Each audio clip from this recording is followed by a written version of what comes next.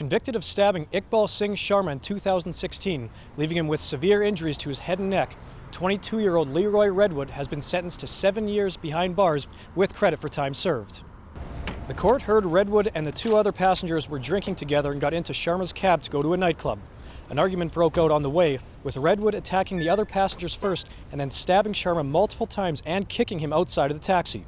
Sharma was put into a medically induced coma and fed through a tube after suffering severe injuries.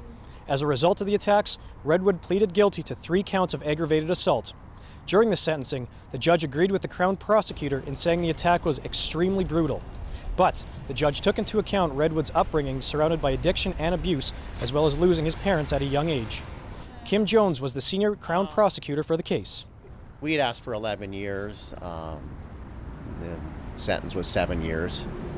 So a bit disappointed, but the judge thoroughly canvassed the case law in the area and made her decision accordingly. Sharma needed 3 surgeries on his brain and is still recovering from his injuries. He was temporarily driving a taxi at the time of the attack with plans to pursue a career in engineering, which may no longer be possible.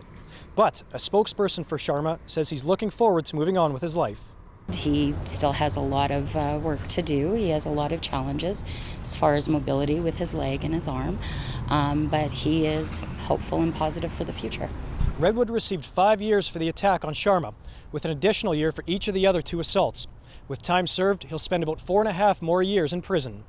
Corey Coleman, CBC News, Regina.